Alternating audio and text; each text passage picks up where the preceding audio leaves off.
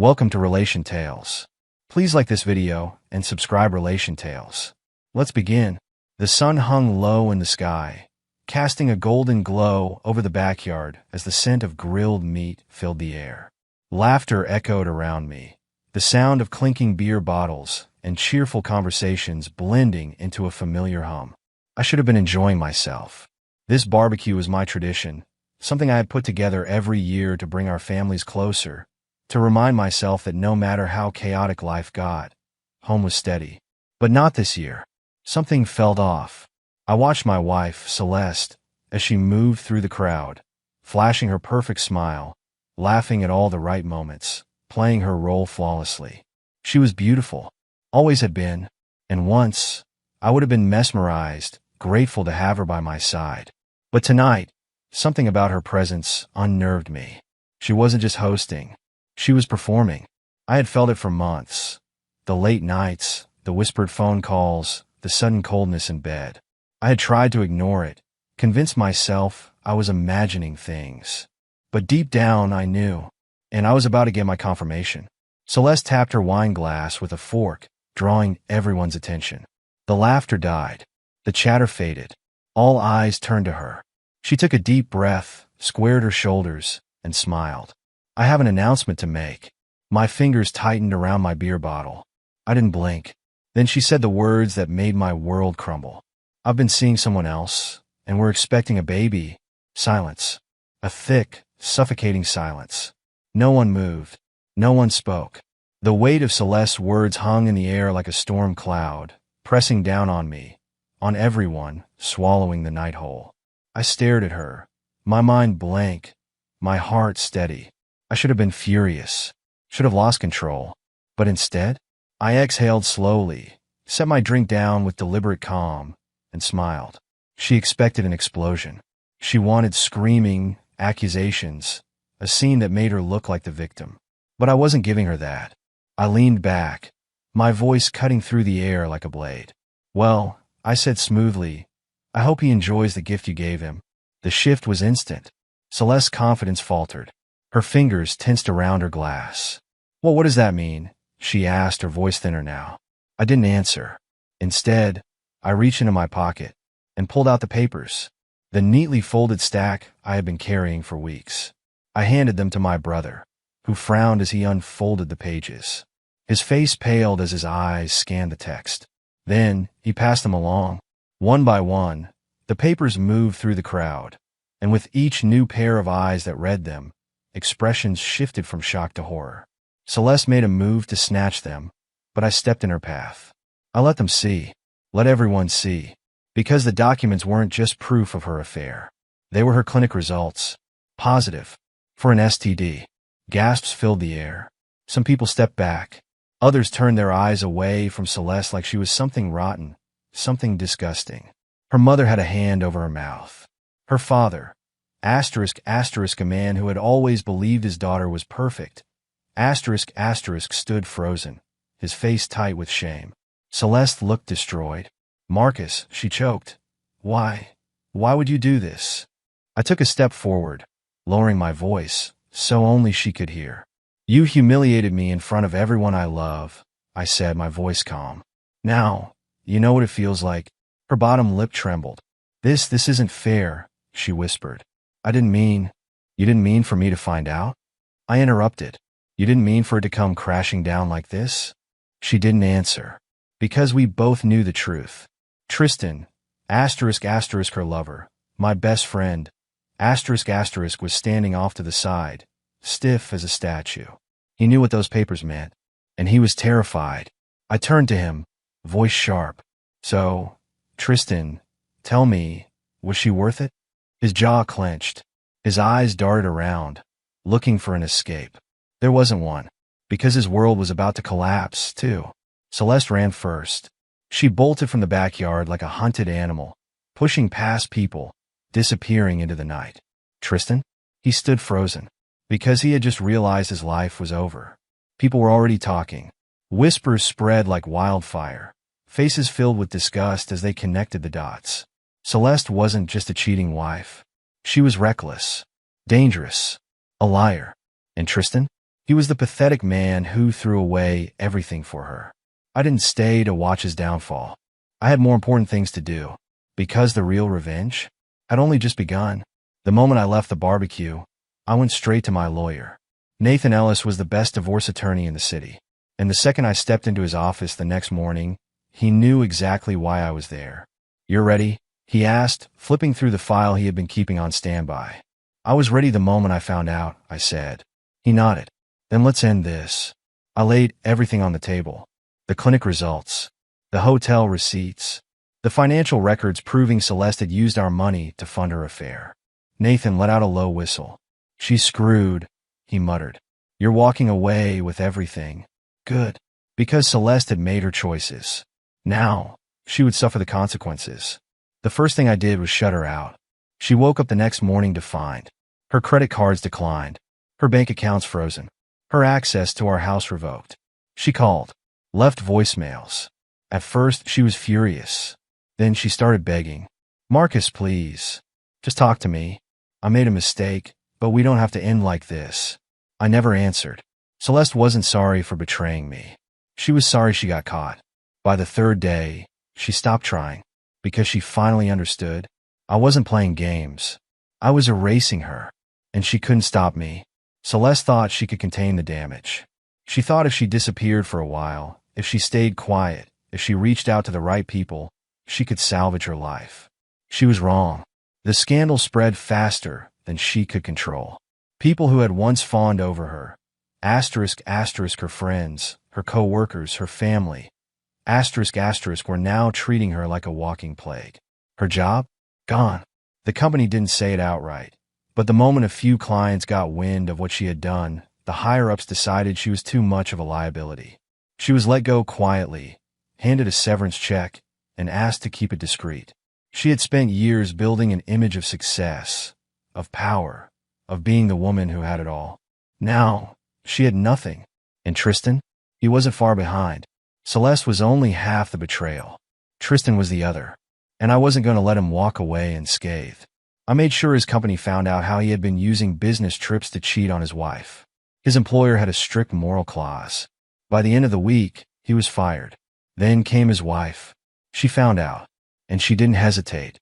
She kicked him out, froze their joint accounts, filed for divorce, and took the kids. The man who once walked around like he had everything, now had nothing. He was sleeping on a friend's couch, unemployed, and drowning in legal fees. I ran into him at a bar one night. He looked like hell, wrinkled clothes, unshaven face, empty glass in front of him. He saw me, and for a second, something flickered in his eyes. Guilt, shame, fear. "Marcus," he started, voice hoarse. I tilted my head. He swallowed hard. I lost everything, man." I let out a slow breath. Good. His lips parted, like he wanted to argue, to blame me. Instead, he just stared down at his drink, because he knew he had done this to himself, and I wasn't going to save him. 1 week after the barbecue, Celeste showed up at my door.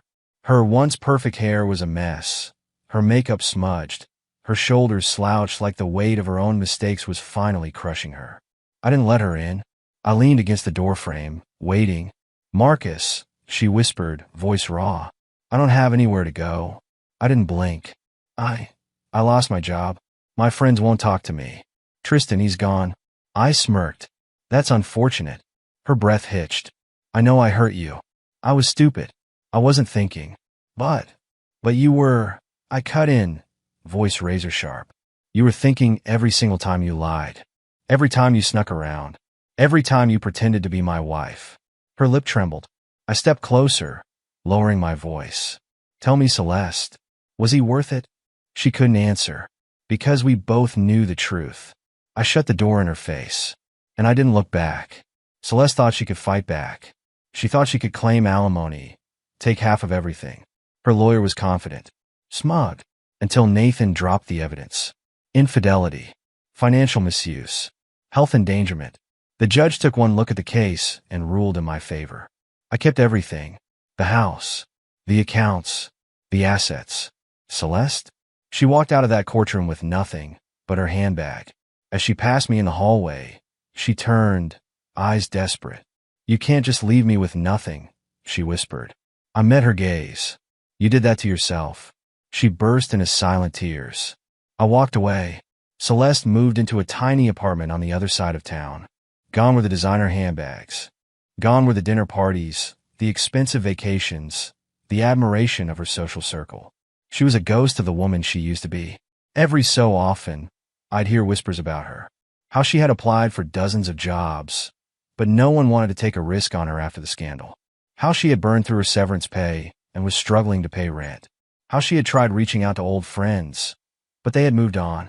She had betrayed everything for a man who had already abandoned her. And there was no coming back from that. The divorce was finalized. The last tie between us was severed. For the first time in years, I felt free. The house, asterisk, once a battleground of arguments and hidden betrayals, asterisk, became my sanctuary. I repainted the walls, replaced the furniture, burned everything that reminded me of her. And I moved forward, not just away from Celeste, but toward the life I had deserved all along. Months later, I saw her at a grocery store. She was standing in the self-checkout line, her back hunched, her hair dull, her eyes lifeless. She looked up, saw me. For a moment, it was like time stopped. She opened her mouth, like she wanted to say something. I just gave her a slow, measured look, and walked past her like she didn't exist. Because in my world, she never would again. Celeste watched me walk away, but I didn't turn back. I could feel her gaze on me, heavy with regret, shame, maybe even some pathetic hope that I'd stop, acknowledge her, throw her some scrap of pity. I didn't. She had chosen her path. Now she had to live in the ruins of it. I left the grocery store without a second thought. The past no longer had a hold on me. But Celeste? She was trapped in it. I hadn't heard much about Tristan since his wife had kicked him out, since he lost his job, since he'd been tossed aside by the same woman he'd destroyed his life for. But one night, I got a call from a mutual acquaintance. You won't believe this, they said. Tristan got arrested. I leaned back in my chair, smirking. For what? Got into a bar fight. Some guy called him out for what he did to you, and he lost it. Beat the guy so bad he got locked up overnight. I chuckled. Couldn't happen to a better person. Tristan had always been the type to walk through life with an air of arrogance, thinking he was untouchable. Now, he was just another loser with nothing to his name. I didn't bother checking up on him after that. He was already dead to me. 2 months after the divorce was finalized, Celeste sent me a letter. A long, handwritten letter, the ink smudged in places like she had cried while writing it. I stared at it for a long moment before opening it. Marcus, I know I have no right to ask for anything from you. I know I destroyed everything we had, and I live with that guilt every day. But I need you to know, I wasn't trying to hurt you. I was lost. I made mistakes, and I have paid for them in ways you can't imagine. I lost everything. My job, my reputation, my friends, you. And I know I don't deserve your forgiveness, but I need you to know that I still love you. I never stopped loving you. And if there's any part of you that can find it in your heart to talk to me, please. I just need to see you. One last time. I'm sorry, Marcus, for everything. I finished reading. Then I folded the letter and dropped it in the trash. Because Celeste had finally realized what I had known all along. She was nothing without me. But by the time she figured that out, I had already moved on. After the divorce, after the final pieces of Celeste's downfall settled into place, I found myself with something I hadn't felt in years. Freedom. I started spending time with old friends, people I had drifted from during my marriage. I traveled, picked up new hobbies, rediscovered parts of myself that I had buried in my desperate attempts to keep Celeste happy. And somewhere along the way, I met someone new. Her name was Elise. She was nothing like Celeste. Where Celeste had been cold, calculating, always seeking validation from others, Elise was warm, grounded, content with simple things. It started as a friendship, then something more. And for the first time in a long time, I felt like I was living again. It had been nearly a year since the barbecue, since my life had been torn apart and rebuilt into something stronger. I had just finished dinner with Elise when I saw her. Celeste. She was sitting alone at an outdoor cafe, staring blankly at a cup of coffee, her fingers trembling as she lifted it to her lips. She looked empty. Gone was the confident, untouchable woman who had once stood in front of our family and announced her betrayal like it was something to be proud of. Now, she looked like someone who had lost everything. Because she had. She must have sensed me looking, because her eyes lifted, met mine, and for a moment, there was something there, hope. I held her gaze. Then I reached across the table, took Elise's hand in mine, and smiled at her. Celeste's expression crumpled. I turned away, and I never saw her again. Elise had no idea about Celeste, about what I had been through, and that was how I wanted it. She didn't need to know about the betrayal, the revenge, the destruction I had left in my wake. Because Elise wasn't part of that world. She was my future. Celeste was my past. And the past didn't matter anymore. The last 10 parts of this story are not about Celeste, not about Tristan, not about revenge. They're about what happens after. After the pain, after the rage, after the destruction. Because revenge isn't the end of a story. It's just the beginning of a new one. I built a new life, a better one. I learned to love again, to trust again, to live without anger in my heart. Celeste? She was just a lesson. And one day, she would wake up and realize that I had been the best thing that ever happened to her. But by then, it would be far too late, because I was never looking back. And that was the real revenge. Celeste was gone from my life. No more texts, no more calls, no more desperate attempts to reconnect. She had finally accepted defeat. But every now and then, I would hear whispers about her. Someone would mention seeing her waiting tables at a low-end diner, struggling to make rent, barely keeping herself together. Others said she was dating some broke, washed-up loser, a man as broken as she was. She had fallen from grace, and there was no climbing back up. The Celeste I once knew, the woman who had cared about appearances, power, control, was dead. And in her place was just another ghost from my past. Elise wasn't like Celeste.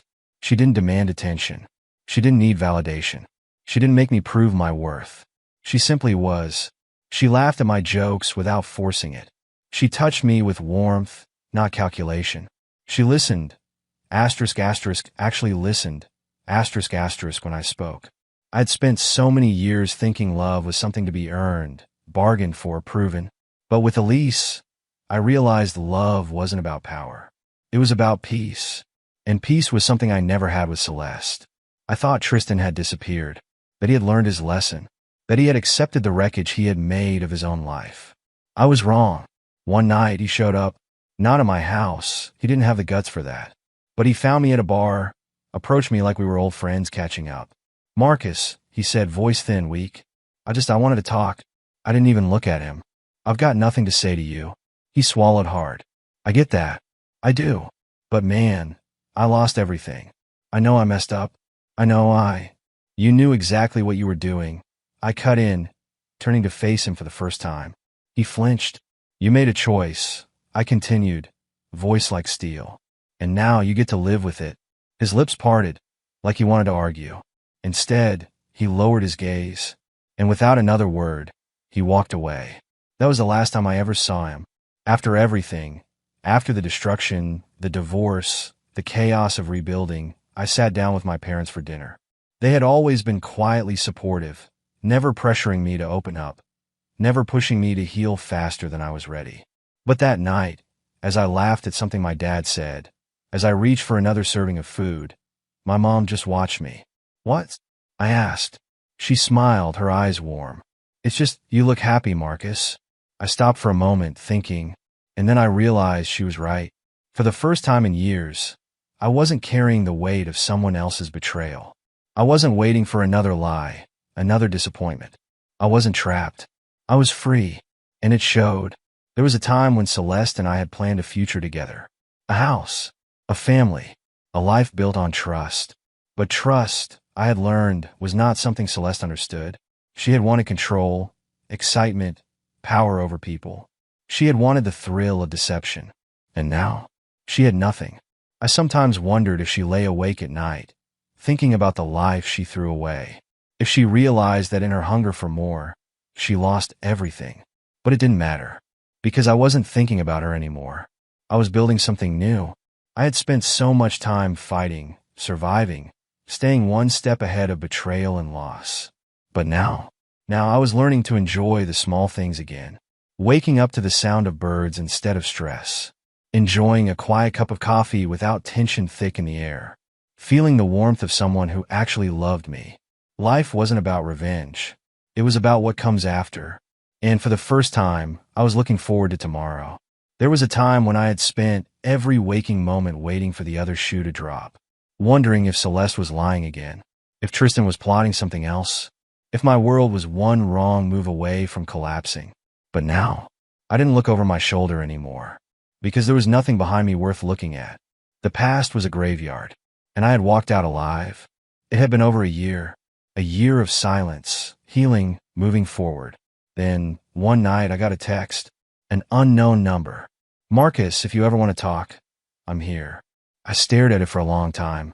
Then I deleted it, without answering.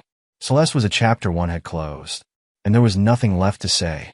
I had spent so long believing peace was a destination, that one day I would reach some magical moment where the pain was gone and the past no longer mattered. But peace wasn't a place. It was a choice. And every day, I chose to keep walking forward. Without regret. Without bitterness. Without her. There was no final confrontation. No dramatic moment where Celeste broke down, begging for forgiveness. No last words exchanged. Because that's not how life works. Sometimes, the people who betray you don't get to explain themselves. Sometimes they just fade away. And that is the real ending. The night before my wedding to Elise, I sat outside on the back porch, staring at the stars. For a moment, I thought about who I used to be, the man who once believed in Celeste, who had been blind, naive, desperate to hold on to a lie. He was gone, and in his place was someone stronger. Elise stepped outside, wrapping her arms around me from behind. "You okay?" I smiled. Never better, because I was, and that was the real victory.